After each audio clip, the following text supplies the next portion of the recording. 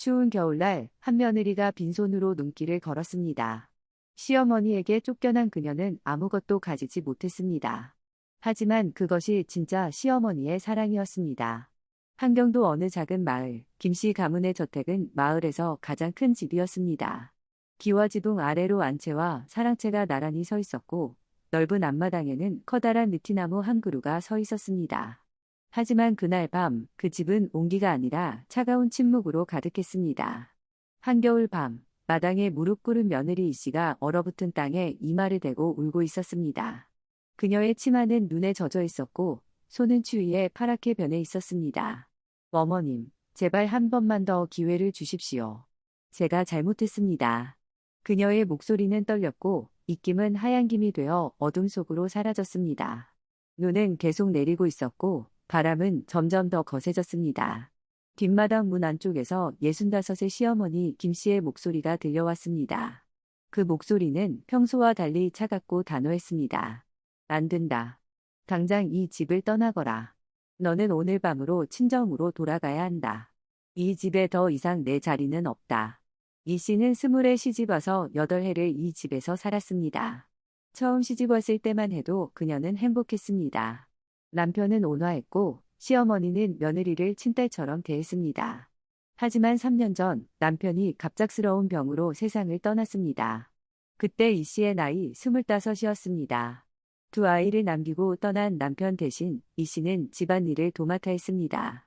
밭일을 하고 아이들을 돌보고 늙은 시어머니를 모셨습니다. 시어머니는 냉정한 사람이 아니었습니다. 오히려 너무나 따뜻한 분이었습니다. 남편이 죽은 뒤에도 내가 이 집의 기둥이다. 내가 없으면 우리는 살 수 없다라며 이 씨의 손을 잡아주곤 했습니다. 밤마다 아이들을 재우고 나면 시어머니는 이 씨에게 따뜻한 차를 내주며 말했습니다. 고생이 많구나. 조금만 더 버겨라. 우리는 반드시 다시 일어설 거다. 그런 시어머니가 오늘 밤 갑자기 변했습니다. 어머님, 아이들은 어찌합니까? 제발 이 말씀만은 거두어 주십시오. 이 씨가 다시 애원했지만 시어머니는 대답하지 않았습니다. 대신 하인 하나가 나와 이 씨를 일으켜 세웠습니다. 그는 이 씨를 일으켜 세우며 낮은 목소리로 말했습니다. 마님께서 명하셨습니다. 아무것도 가져가지 말라 하셨습니다. 옷도 돈도 짐도 안 됩니다. 그냥 지금 입은 저고리 하나만 입고 가야 합니다. 이 씨는 믿을 수 없다는 표정으로 고개를 들었습니다. 그럼 저는 빈손으로 이 추운 겨울밤에 가라는 말씀입니까? 하인은 고개를 끄덕이며 말했습니다. 마님의 명령입니다. 저도 어쩔 수 없습니다. 안채에서 아이들이 문을 두드리며 울부짖었습니다. 어머니, 가지 마세요. 우리를 버리고 가지 마세요. 8살 된 딸과 5살 된 아들이었습니다. 그 아이들은 어머니가 쫓겨나는 것을 창문 너머로 보고 있었습니다. 이 씨는 아이들에게 달려가고 싶었습니다. 하지만 하인이 그녀의 팔을 잡고 막았습니다. 시어머니의 목소리가 다시 들렸습니다. 이번에는 조금 떨리는 듯했지만 여전히 단호했습니다. 아이들은 내가 키운다. 너는 신경 쓰지 마라. 내가 없어도 우리는 살 수 있다. 지금 당장 떠나거라. 다시는 이 집 문턱을 넘지 마라. 그 말이 끝나자 대문이 천천히 열렸습니다. 대시 낡은 대문이 내는 소리는 마치 비명처럼 들렸습니다. 이 씨는 마지막으로 안채를 바라보았습니다. 창문 너머로 아이들의 그림자가 보였습니다. 큰딸은 창문에 얼굴을 붙이고 울고 있었고 작은 아들은 할머니 치마를 붙잡고 있었습니다. 이 씨는 눈물을 삼키고 돌아섰습니다. 발걸음을 떼는 순간 등 뒤에서 대문 닫히는 소리가 들렸습니다. 대시 그 소리는 그녀의 가슴을 갈라놓는 듯했습니다. 그녀는 한 걸음, 두 걸음 천천히 걸었습니다. 뒤를 돌아보고 싶었지만 돌아보지 않았습니다. 돌아보면 다시 주저앉을 것 같았기 때문입니다. 밤은 깊었고 눈은 계속 내렸습니다. 처음에는 작은 눈송이였지만 점점 더 커지고 많아졌습니다. 이 씨는 얇은 저고리 하나만 걸친 채 눈길을 걸었습니다. 신발도 없이 맨발로 걸었기 때문에 발바닥이 얼어붙은 듯 아팠습니다. 처음에는 차가웠지만 나중에는 감각이 없어졌습니다. 차가운 바람이 얼굴을 때렸고 눈송이가 속눈썹에 쌓였습니다. 입술은 파랗게 변했고 손은 떨렸습니다. 그녀는 한 발 한 발 걸으며 생각했습니다. 어머님은 왜 갑자기 저를 쫓아내신 걸까? 제가 무슨 잘못을 했을까? 아니면 제가 집안에 부담이 되었을까? 하지만 아무리 생각해도 답이 나오지 않았습니다. 시어머니는 늘 자신을 아껴주었고 남편이 죽은 뒤에도 너 없이는 못 산다고 말했던 분이었습니다. 그런 분이 왜 갑자기 이런 결정을 내렸을까요? 이 씨는 이해할 수 없었습니다. 길은 점점 더 험해졌습니다. 마을을 벗어나자 사방이 온통 하얗게 변해 있었습니다. 길은 보이지 않았고 그녀는 방향을 잃었습니다. 어디로 가야 할지 몰랐습니다. 친정은 이 마을에서 두 고개를 넘어야 했습니다. 평소에는 반나절이면 갈 수 있었지만 지금은 길이 보이지 않았습니다. 그녀는 기억을 더듬으며 걸었습니다. 하지만 몸은 점점 더 차가워졌고 의식이 흐려지기 시작했습니다. 아이들. 마침표 마침표 마침표 어머니가 너희를 지키지 못해서. 그녀는 중얼거리며 비틀거렸습니다. 발이 돌부리에 걸렸고 그녀는 눈 위에 쓰러졌습니다. 차가운 눈이 얼굴에 닿았지만 더 이상 차갑다는 느낌도 없었습니다. 세상이 점점 조용해졌습니다. 바람 소리도 눈 내리는 소리도 멀어졌습니다. 그녀는 눈을 감았습니다. 이대로 죽는 건가? 그 순간 누군가 그녀를 흔들었습니다. 아가씨, 정신 차리세요. 아가씨. 낯선 남자의 목소리였습니다. 이 씨는 간신히 눈을 떴습니다. 흐릿한 시야에 한 남자가 보였습니다. 그는 나이가 지긋한 사내였고 두꺼운 도롱이를 입고 있었습니다. 제가 마침표 마침표 마침표? 이 씨가 물었습니다. 남자는 대답했습니다. 길에서 쓰러져 계셨습니다. 지금 업어드리겠습니다. 조금만 더 버티세요. 남자는 이 씨를 등에 업었습니다. 그의 등은 따뜻했고 이 씨는 그 온기에 기대어 정신을 잃었습니다. 얼마나 시간이 흘렀을까요? 정신을 차리고 보니 그녀는 친정집 마루에 누워 있었습니다. 어머니가 따뜻한 이불을 덮어주고 있었고 아버지가 그녀를 내려다보며 말했습니다. 이게 무슨 꼴이냐? 시댁에서 무슨 일이 있었느냐? 왜 이 한겨울 밤에 빈손으로 왔느냐? 이 씨는 울면서 모든 것을 이야기했습니다. 시어머니가 갑자기 자신을 쫓아냈다는 것, 아무것도 가져가지 못하게 했다는 것, 아이들을 두고 왔다는 것을 말했습니다. 아버지는 화가 나서 소리쳤습니다. 그 집에 당장 찾아가겠다. 어떻게 며느리를 이런 식으로 쫓아낼 수 있단 말이냐. 하지만 어머니가 그를 말렸습니다. 밤이 깊었으니 내일 아침에 가십시오. 딸부터 따뜻하게 해주어야 합니다. 지금 이 상태로는 내일까지 버틸지도 모릅니다. 어머니는 이 씨에게 따뜻한 죽을 먹였습니다. 따뜻한 죽이 목구멍으로 넘어갔지만 이 씨는 맛을 느낄 수 없었습니다. 머릿속은 온통 아이들 생각뿐이었습니다. 어머니는 이 씨의 발에 약을 발라주었습니다. 이 씨는 죽을 먹으며 계속 울었습니다. 그날 밤 이 씨는 잠을 이루지 못했습니다. 아이들 생각에 눈물만 흘렸습니다. 큰딸은 잘 먹고 있을까? 작은 아들은 할머니를 보채지 않을까? 시어머니는 왜 갑자기 저런 결정을 내리셨을까? 수많은 생각이 머릿속을 맴돌았습니다. 새벽이 되자 친정 대문을 두드리는 소리가 들렸습니다. 대시 아버지가 문을 열었습니다. 밖에는 낯선 노인이 서 있었습니다. 그는 허리가 굽은 노인이었고 손에는 큰 보따리 하나를 들고 있었습니다. 이 씨 아가씨께 전할 것이 있습니다. 노인은 무거운 보따리 하나를 내밀었습니다. 이것은 김씨 어른께서 보내신 것입니다. 그리고 이 편지도요. 노인은 편지 한 장을 건네고 급히 사라졌습니다. 아버지가 노인을 불렀지만 노인은 이미 어둠 속으로 사라진 뒤였습니다. 이 씨는 떨리는 손으로 편지를 펼쳤습니다. 시어머니의 글씨였습니다. 평소처럼 단정한 글씨였지만 곳곳에 잉크가 번진 자국이 있었습니다. 아마도 눈물이 떨어진 것 같았습니다. 며느리에게 내가 너를 쫓아낸 이유를 이제 말하마. 엊그제 밤 이웃 마을에서 두창이 돌고 있다는 소식을 들었다. 우리 마을에도 곧 두창이 올 것이다. 두창은 빠르면 3년, 늦으면 5, 6년이면 지나갈 것이다. 하지만 그 사이에 수많은 사람이 죽는다. 나는 늙었으니 죽어도 괜찮다. 하지만 너와 아이들만은 살려야 한다. 그래서 너를 쫓아낸 것이다. 마을 사람들이 모두 보았으니 너는 이제 이 집과 상관없는 사람이다. 두창이 돌아도 너는 안전할 것이다. 양자를 드리려 했지만 두창이 오기 전에 시간이 없었다. 보따리 안에는 금 2냥과 은 5냥, 그리고 토지 문서 2장이 들어있다. 이것은 원래 내 몫이었다. 내 친정 근처에 작은 가게를 열어라. 그것으로 살아가거라. 아이들은 내가 데리고 있겠다. 내가 죽더라도 아이들은 살릴 방법이 있다. 두창이 지나가면 다시 만나자. 그때까지 살아있거라. 제발 살아있거라. 대시 시어머니 김씨. 편지를 다 읽은 이 씨는 그 자리에 주저앉았습니다. 눈물이 멈추지 않았습니다. 이번에는 슬픔이 아니라 감사의 눈물이었습니다. 어머님. 마침표 마침표 마침표 그녀는 보따리를 열었습니다.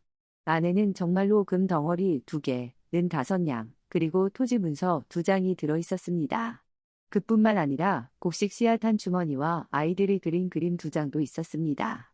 큰딸이 그린 그림에는 어머니 사랑해요라고 적혀 있었고 작은아들이 그린 그림에는 엄마와 아이들이 손을 잡고 있었습니다. 아버지가 편지를 읽고 나서 한숨을 쉬었습니다. 참으로 지혜로운 분이로구나. 내 시어머니는 너를 살리기 위해 악인이 되신 거다. 온 마을 사람들 앞에서 너를 쫓아냈으니 이제 아무도 너를 김씨 가문 사람이라고 생각하지 않을 것이다. 두창이 돌 때 너는 안전할 거다. 어머니도 고개를 끄덕이며 말했습니다. 빨리 가게를 열어야겠구나. 두창이 이곳에 오기 전에 준비해야 한다. 이 씨는 고개를 들었습니다. 네, 어머님. 저는 살아남아야 합니다. 아이들을 위해서라도, 시어머니를 위해서라도 반드시 살아남아야 합니다. 그녀는 눈물을 닦고 일어났습니다. 그날부터 이 씨는 새로운 삶을 준비했습니다. 친정 부모의 도움으로 이 씨는 마을 입구에 작은 곡식 가게를 열었습니다. 아버지가 주인 행세를 하고 이 씨는 뒤에서 일을 도왔습니다. 금과 은 덕분에 곡식을 넉넉히 들여올 수 있었고 손님들도 많았습니다. 이 씨는 낮에는 가게 일을 하고 밤에는 천을 짜며 돈을 모았습니다. 하지만 밤마다 아이들을 그리워했습니다. 잘 지내고 있을까? 어머님은 건강하실까? 두창은 정말 올까? 1년이 지났습니다. 어느 날 저녁, 친정 대문 앞에 또 노인이 나타났습니다. 그는 작은 편지 한 장을 건넸습니다. 이 씨는 급히 편지를 펼쳤습니다. 며느리에게. 두창이 우리 마을에 왔다. 20가구 중 8가구가 이미 병에 걸렸다. 나는 아직 건강하다. 옆 마을의 늙은 박씨 할머니가 가끔 약초를 던져주곤 한다. 박씨 할머니는 나의 옛 친구이자 두창에서 살아남은 분이다. 그 덕분에 나는 버티고 있다. 아이들도 아직 건강하다. 나는 아이들을 산속 작은 오두막에 숨겨두었다. 거기는 마을에서 멀어서 안전하다. 걱정하지 마라. 우리는 살아남을 것이다. 너도 조심하거라. 두창은 빠르게 퍼진다. 대시 시어머니. 이 씨는 안도의 한숨을 쉬었습니다. 그리고 다시 일에 몰두했습니다. 가게는 점점 커졌고 그녀는 돈을 모았습니다. 하지만 2년째 되던 해 아버지가 병으로 세상을 떠났습니다. 이 씨는 슬펐지만 혼자서도 가게를 이어갔습니다. 아버지가 남긴 가르침을 따라 그녀는 손님들을 정직하게 대했고 가게는 더욱 번창했습니다. 그리고 또 편지가 왔습니다. 며느리에게. 두창이 심해졌다. 마을 20가구 중 12가구가 비어있다. 뒷산에는 17개의 무덤이 새로 생겼다. 마을 입구에 병막이 세워졌지만 이미 늦었다. 나는 아직 살아있다. 박씨 할머니가 준 약초 덕분이다. 아이들은 여전히 산속 오두막에 있다. 나는 일주일에 한 번씩 그곳에 가서 음식을 주고 온다. 아이들은 건강하다. 조금만 더 기다려라. 두창은 곧 지나갈 것이다. 대시 시어머니. 이 씨는 편지를 가슴에 품었습니다. 어머님, 꼭 살아계셔야 합니다. 아이들도 꼭 무사해야 합니다. 3년이 지났습니다. 어느 봄날 마지막 편지가 도착했습니다. 며느리에게. 두창이 지나갔다. 마을에는 이제 8가구만 남았다. 하지만 우리는 살아있다. 나도 아이들도 모두 건강하다. 이제 돌아와도 된다. 우리는 너를 기다리고 있다. 빨리 오너라. 대시 시어머니. 이 씨는 그날로 짐을 쌌습니다. 가게에서 번 돈과 곡식을 수레에 가득 실었습니다. 어머니가 함께 가겠다고 했지만 그녀는 고개를 저었습니다. 어머님, 이건 제가 혼자 해야 할 일입니다. 저를 믿어주세요. 그녀는 수레를 끌고 길을 떠났습니다. 3년 만에 다시 찾은 시댁 마을은 처참했습니다. 많은 집이 무너져 있었고 거리는 텅 비어 있었습니다. 풀이 무성하게 자란 집들도 있었고 문이 열린 채 방치된 집들도 있었습니다. 마을 입구에는 벽막터만 남아 있었습니다. 하지만 김씨 가문의 집은 아직 서 있었습니다. 담장은 무너진 곳이 있었지만 본체는 그대로였습니다. 대문을 두드리자 안에서 발소리가 들렸습니다. 문이 천천히 열렸고 시어머니가 나타났습니다. 그녀는 훨씬 야위어 있었고 머리는 하얗게 새어 있었습니다. 하지만 눈빛만은 여전히 강했습니다. 어머님. 이 씨가 무릎을 꿇었습니다. 시어머니는 그녀를 일으켜 세우며 말했습니다. 잘 왔다, 며느리야. 내가 살아 돌아와서 기쁘구나. 우리도 살아있다. 뒤에서 아이들이 뛰어나왔습니다. 어머니. 큰딸은 이제 11살이 되어 있었습니다. 키도 크고 얼굴도 훨씬 성숙해져 있었습니다. 작은 아들은 8살이 되어 있었고 키도 더 크고 얼굴도 더 성숙해져 있었습니다. 이 씨는 아이들을 껴안고 울었습니다. 잘 있었니? 엄마 없이 힘들지 않았니? 큰딸이 대답했습니다. 할머니가 다 챙겨주셨어요. 우리는 괜찮았어요. 작은 아들도 고개를 끄덕였습니다. 그날 밤 온 가족이 모여 앉았습니다. 시어머니가 지난 3년간의 이야기를 했습니다. 두창이 돌았을 때 마을 사람들이 얼마나 두려워했는지, 어떻게 아이들을 산속에 숨겼는지, 박씨 할머니가 어떻게 도와주었는지 이야기했습니다. 박씨 할머니는 젊었을 때 두창을 앓았기에 다시 걸리지 않았고, 그래서 시어머니를 도울 수 있었다고 했습니다. 이 씨도 지난 3년간 자신이 어떻게 가게를 열었는지, 어떻게 돈을 모았는지, 아버지가 어떻게 돌아가셨는지 이야기했습니다. 시어머니가 말했습니다. 나는 너를 쫓아낸 게 아니다. 너를 살리려고 보낸 거다. 진짜 사랑은 때로 보내는 것이다. 곁에 두면 함께 죽을 수도 있었다. 하지만 보내면 살 수 있었다. 이 씨는 시어머니의 손을 잡으며 말했습니다. 어머님의 사랑 덕분에 저는 살아남았습니다. 이제 제가 이 가족을 지키겠습니다. 이 씨는 시댁 근처에 더 큰 곡식 가게를 열었습니다. 마을 사람들에게 곡식을 나눠주고 무너진 집을 다시 짓도록 도왔습니다. 몇 년이 지나자 마을은 조금씩 회복되었습니다. 새로운 사람들도 이사왔고 아이들의 웃음소리도 다시 들렸습니다. 시어머니는 70이 되어서도 건강했고 아이들은 씩씩하게 자랐습니다. 그로부터 수십 년이 흘렀습니다. 시어머니는 80에 편안히 눈을 감았고 이 씨는 그 뜻을 이어받아 가게를 더 키웠습니다. 큰딸은 좋은 집안으로 시집갔고 작은 아들은 과거에 급제했습니다. 마을 사람들은 이 씨를 존경했고 그녀의 이야기는 대대로 전해졌습니다. 마을 사람들은 그날 밤 빈손으로 쫓겨났던 며느리를 기억했습니다. 그리고 그녀를 살린 시어머니의 사랑을 기억했습니다. 진짜 사랑은 곁에 두는 것이 아니라 때로 보내는 것이었습니다.